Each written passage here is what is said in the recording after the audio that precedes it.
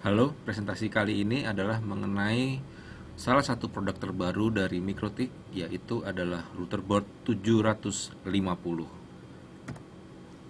Produk ini sangat baru dan sangat menarik perhatian banyak orang karena bentuknya yang sangat kecil tetapi juga memiliki fitur dan kemampuan yang setara dengan produk-produk Mikrotik lainnya.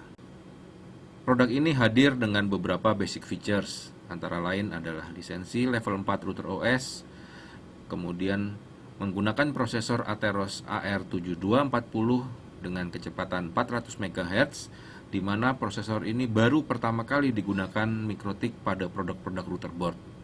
Sebelumnya, produk routerboard menggunakan prosesor jenis yang lebih lama. Prosesor ini lebih cepat daripada prosesor-prosesor yang digunakan pada seri routerboard 450 maupun 433. Seperti halnya routerboard 450, routerboard 750 memiliki 5 buah Ethernet port dan dilengkapi juga dengan 32 MB memori dan 64 MB NAND atau internal storage. Secara hardware, produk ini memiliki sedikit perbedaan dengan produk-produk pendahulunya, yaitu adalah produk ini tidak memiliki electric surge protection, sehingga secara teoritis kemungkinan akan lebih mudah untuk rusak diakibatkan oleh lonjakan listrik. Rangkaian yang terpasang pada PCB juga lebih sederhana, di mana PCB yang digunakan hanya menggunakan PCB dengan 2 layer. Produk ini juga tidak memiliki serial port dan sudah memiliki casing plastik yang secara bawaan. Dapat kita saksikan ini adalah board dari routerboard 750. Salah satu hal yang sangat membedakan juga adalah bahwa seluruh port Ethernetnya menggunakan soket dari plastik, di mana sebelumnya biasanya menggunakan soket independen. Tampak juga bahwa tidak ada serial port, dan meskipun produk ini memiliki colokan untuk power, tapi juga bisa menggunakan power over Ethernet. Jika Anda membeli routerboard 750, maka secara bawaan atau default settingnya produk ini akan menggunakan Ether 1 untuk internet akses, di mana DHCP client dan juga source NAT sudah diaktifkan pada interface ini. Kemudian untuk Ether 2 dan Ether 5 adalah digunakan untuk klien, di mana telah dikonfigurasi dengan mode switch. Kemudian juga ada DHCP server yang sudah dikonfigurasi, sehingga kita akan sangat mudah jika kita ingin mengaktifkan DHCP. Kita tidak perlu mengeset lagi karena DHCP-nya sudah aktif.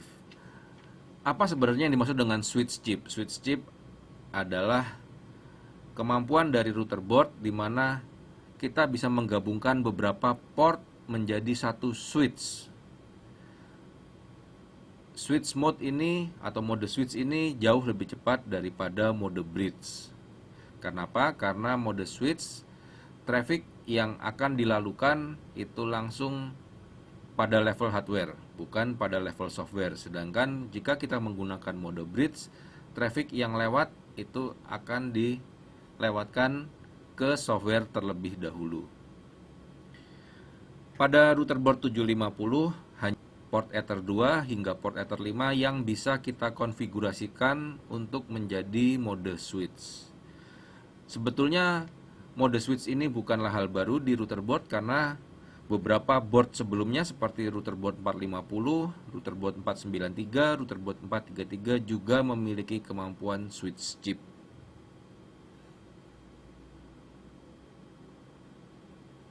Kita akan coba untuk meremote. Kita akan melihat konfigurasi dari routerboard ini. Oke, ini adalah routerboard 750 secara bawaan menggunakan software versi 3.29, di mana versi ini sebetulnya mungkin dikhususkan untuk routerboard 750 ini. Nah, di manakah switch chip tadi? Atau bagaimanakah kita bisa melihat switch chip ini? Switch chip ini bisa kita lihat jika kita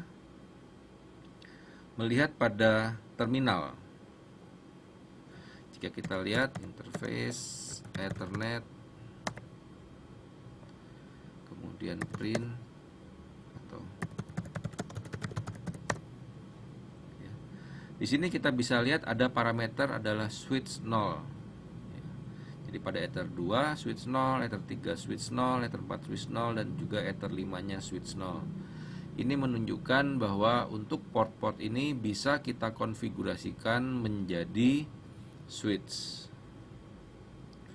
Kemudian kalau kita lihat di konsol, di Winbox juga kita bisa lihat bahwa di sini Ether 2 berfungsi sebagai master switch, dan Ether 3, 4, dan 5 berfungsi sebagai port switch ya. Kalau kita lihat di sini Ether 3, di sini terlihat bahwa master portnya adalah Ether 2. Kalau kita mau menggunakan router board 750 ini seperti router board lainnya, di mana kita menghendaki adanya interface yang terpisah, kita tinggal menonaktifkan saja. Misalnya pada port 4 ya, port 4 mau kita keluarkan dari master port, kita tinggal buat bahwa master portnya adalah non.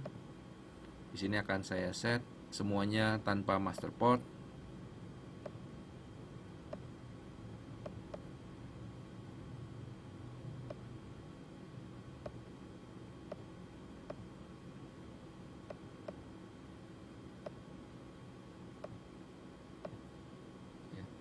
Di sini sekarang posisi ethernya sudah seperti biasanya. Nah, kita akan coba lihat berapa sih kemampuan router board 750 ini untuk melewatkan traffic. Saya akan membuat sebuah bridge. Kemudian saya akan memasukkan untuk port 1 dan port 2 ke dalam bridge ini. Ether 1, kemudian juga Ether 2 ke dalam bridge ini. Baik, kita akan cek sekarang seberapa kemampuan router ini untuk melewatkan bandwidth test. Di sini bisa kita lihat pada Ether 1 ya. Saat ini kita menggunakan bandwidth test dengan router board 1000 pada Ether 1 dan Ether 2, di mana kita akan melewatkan traffic UDP. Ya, dan kalau kita mau lihat di sini,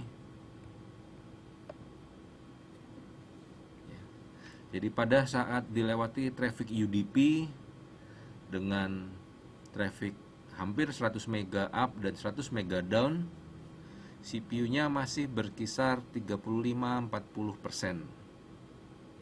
Bisa kita lihat betapa powerfulnya router board 750 ini. Sekarang akan kita tes dengan menggunakan traffic TCP. Oke, saat ini yang lewat adalah traffic TCP. Memang tidak sebesar traffic UDP, tapi paling tidak masih bisa di atas 70 mega. Dan yang sangat menggembirakan adalah CPU load pada router board 750 ini masih berkisar di bawah 40%. Bisa kita lihat betapa istimewanya kemampuan router board 750 ini jika dibandingkan dengan router board 450 atau router board tipe lainnya. Dan yang jelas, yang sangat menggembirakan adalah router board 750 ini memiliki harga yang sangat murah. Kalau Anda berminat membeli di Mikrotik Co ID, kita bisa mendapatkan harga yang sangat istimewa, sangat murah, hanya berkisar sekitar 400 ribuan. Baik, demikianlah review kami mengenai router board 750, salah satu produk terbaru dari Mikrotik.